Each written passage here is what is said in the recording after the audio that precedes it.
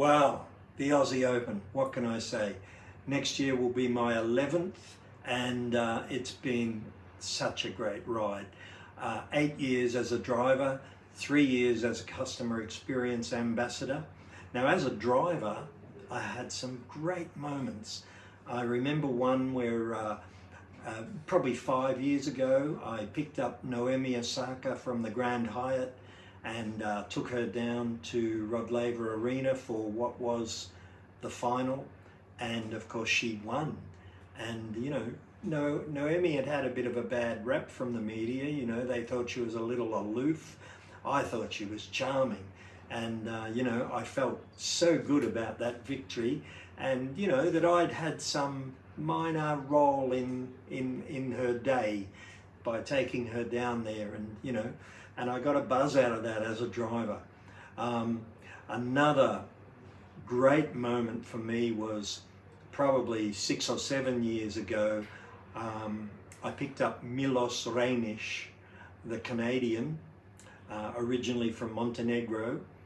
Picked him up in Richmond from his sort of home stay where he likes to stay, and I took him to the airport because unfortunately he'd lost his match, and he was top 10 at the time.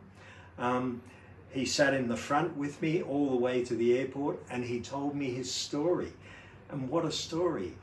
He and his family left Montenegro as refugees, and his father spoke little or no English. Of course, Milos at the time was a baby, and they had two choices, Australia or Canada.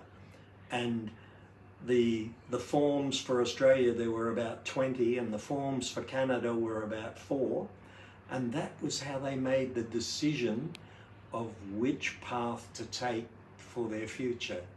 And I remember thinking, what a shame, because here's a guy, he loves Australia. He loves coming here, he loves to surf. He would have been a great Aussie, and you know, he could have played tennis for Australia. But you know, it wasn't to be, and he and his family moved to Canada. Another one that I love is Rafa. Now, I lived for 4 years on the island of Mallorca, so I know where Rafa's from. I know the life that, you know, I know the place that Rafa grew up in, and I've got a very good idea of the culture that he comes from. I love his humility. I've been watching him very carefully ever since he came for the very first time. I love the way his English has developed over the years.